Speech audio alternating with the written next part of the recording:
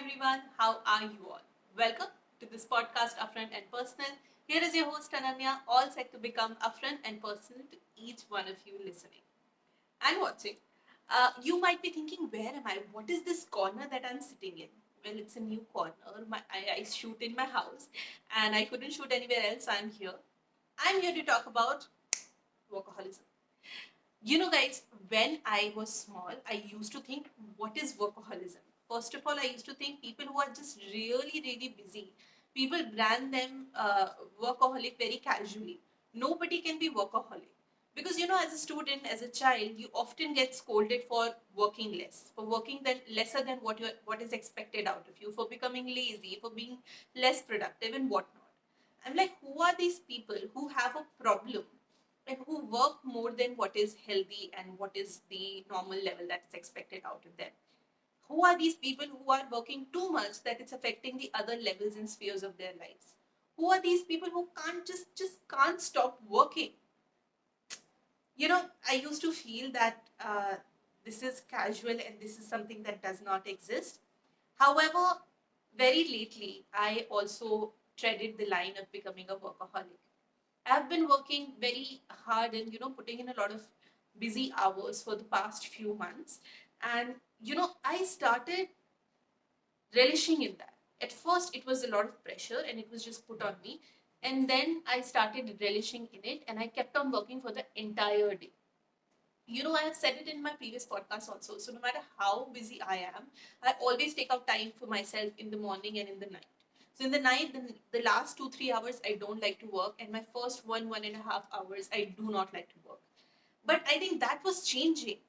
Why it was changing? Because I was developing this pattern that since I get up till the time I sleep, I have to work around the clock, and I had to hold myself, and I had to self-diagnose myself that listen, I'm turning into a workaholic and I'm developing a sort of an unhealthy and obsessive relationship with my job.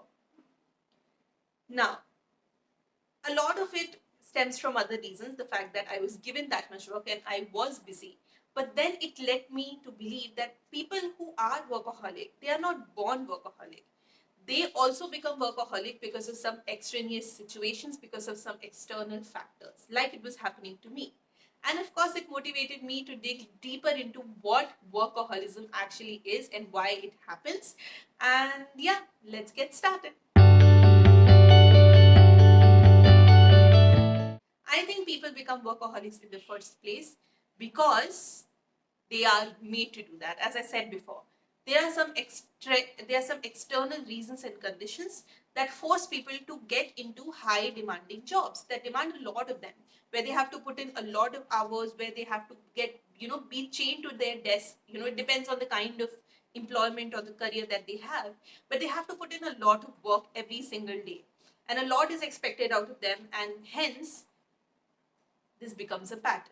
More often than not, I believe these jobs are also really high, like high paying, and some people have monetary obligations. And I think every person likes, even if you don't have big responsibility, every person really likes money and growth in the career. And we often fall in this trap of looking at money as an indicator of how well your career is going. So because these jobs are more often than not are also very high paying, it's difficult for you to quit and it's difficult for you to break off that pattern. And because of these extraneous situations, that work lifestyle where you have to put 10, 12 hours every single day, it becomes your lifestyle. You can't even imagine a workday where you are not working that many hours.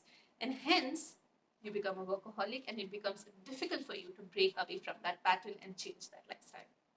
Number two, people become people become workaholics because of the romanticization of workaholism, aka hustle culture. I've spoken about this on many times that a lot of movies, shows, and even day-to-day corporate culture, it really appreciates the fact that people are putting in long hours. If you are not sleeping in your office, if you are not putting 10, 12 hours a day, if you are not working on a weekend, what are you doing? Whenever even I have been in corporate culture for more than 2 years now. Whenever I speak to other people, some people often say that, oh my God, I've not had a weekend free for so long.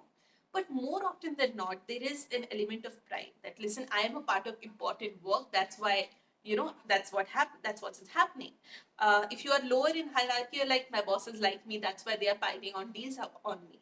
If you are higher in hierarchy, you have brought in a lot of business, and that's the work that you have to cater to. And even weekdays are not enough. You have to also work for weekends because you have so much work and you have brought in so much work, and that kind of mentality is there. Remember that scene in Devil Wears Prada where Emily, she is really stressed and she is really sick, and I think Miranda has said something to her, and she goes and she starts typing on her computer and she chants inwardly, saying, "I love my job, I love my job, I love my job," because you don't want your inner self to even come to a realization and self introspect that people are being horrible to me at this job. This job is costing me my mental health, but I really love this job. Because that's what has been romanticized, whether it's Emily in Devil Wears Prada, or whether it's Hrithik Roshan in Ye Zindagi Na Milegi Dobara, and so many other characters in different movies and shows. They often say that you have to, if you're working from dawn to dusk, then you have made it. Even there's another sentence in, of course, the most iconic movie that's referred the most amount of times in this podcast, Devil Wears Prada, where a character in Devil Wears Prada, he says um, to Andy that, oh, you're having problems in your personal life. That means you're doing well in your career. Please tell me when your love life completely or your personal life completely goes off to smoke. That's when you know you're up for a promotion. Because that's the indicator. How many hours and how much work you're putting in your career and in your day job, that is an indicator of how well your life is going or how well your career is going. And that really basically people quantify your professionalism and attitude according to the number of hours you're putting in. And hence, definitely that romanticization really encourages us and motivates us to basically sleep at the office. Number 3 is people become workaholics, and that is something that I have also noticed in my case. People become workaholics because they really, really want to avoid their personal lives. There is this really good sentence in The Office where I think Daryl, he says, what's the most effective way of avoiding a skiing injury? Never go to skiing. So, similarly, what is the most effective way of having a very tension-free personal life and having absolutely no issues in personal life? Do not have any kind of personal life at all. It happens to us. You get a job and then you know that if you keep on working, if you give your life to this, you will just keep on going to the rugs, especially in corporate culture. You will step on the rugs and you will step up the hierarchy, and that's how you have a clear map cut out for you in your life. And then now, for many years, you don't have to think about any major decisions. So that is great, and that gives you a comfort, and you immerse yourself in that. If you have to keep challenging yourself and you have to be like, okay, I have to change a job, or maybe I start a weekend job, or I start something else, all of these things become like decisions that you have to make and choices that you have to make and put extra pressure on you. And hence it makes you a little bit uncomfortable. Similarly, having a personal life at the same time when you also have a highly demanding job definitely is difficult. And that's why people suffer and they get hurt in their personal life, because it's really horrible if someone other than some other person in your life, that person points out to you that, listen, you are not giving me enough time. I think that's really, really horrible thing to listen to. So just to avoid all these conflicts, just to avoid any kind of decision making, just to keep on working and keep getting in that inertia, so that you block out your thoughts, you block out your mental health, you block out your personal life, you just immerse yourself in the work, and hence you become a workaholic. So I think a very big reason of why people become workaholics, and they even immerse themselves in work so much to the level that it becomes an addiction, only because they just want to avoid and block out anything else other than work. Because other than work, maybe they don't have other things figured out, and they are scared and apprehensive and just don't have the confidence and mental bandwidth, to be very honest, to deal with other things.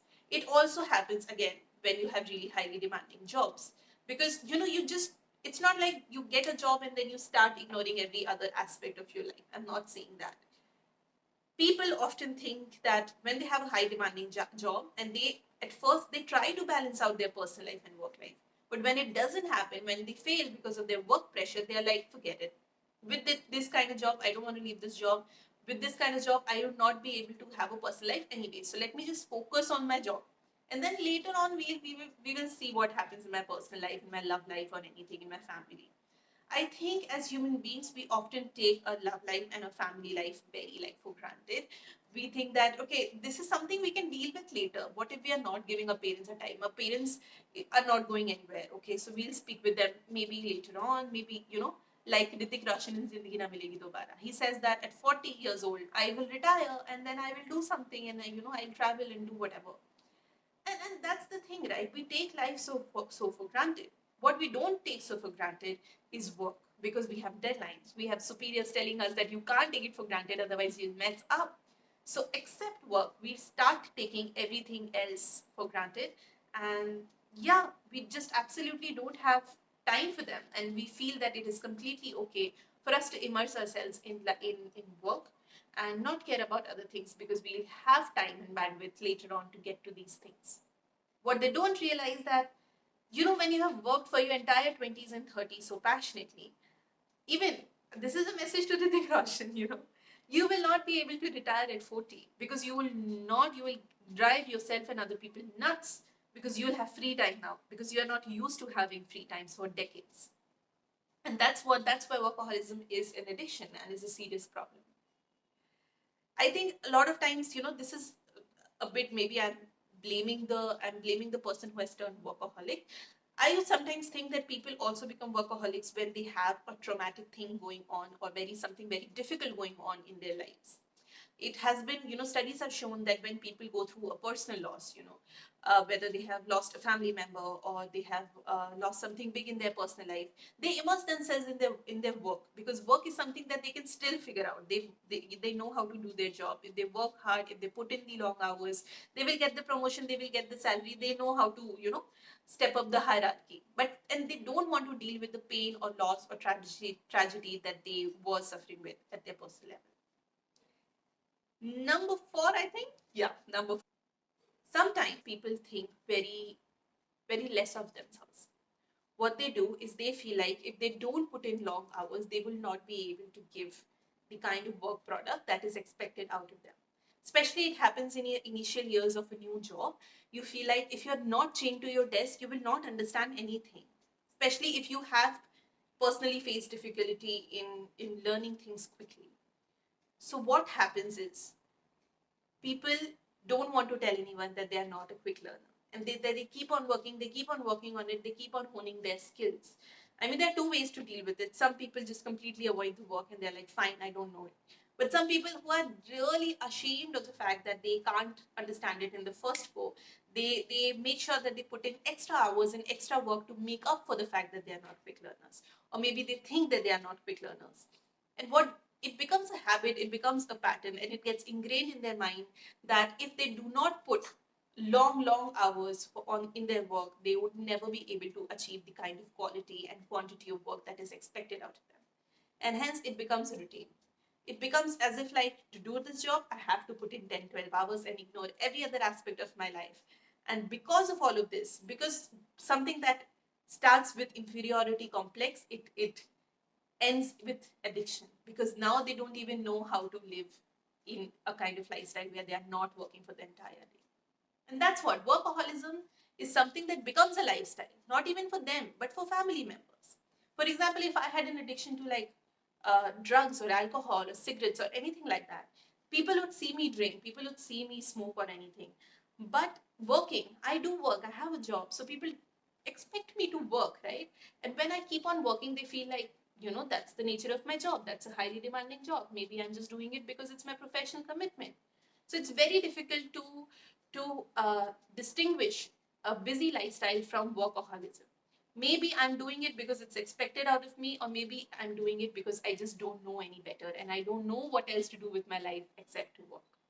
So that's my analysis of how workaholism functions and behaves in people. I think it can differ from people to people, but that's my personal analysis. I hope you liked what I had to say today. If you liked it, and if you liked the kind of maybe thoughtfulness or anything, or that I am trying to provide in this content. If you found it thought-provoking, please like, share, and subscribe. I will see you guys next week.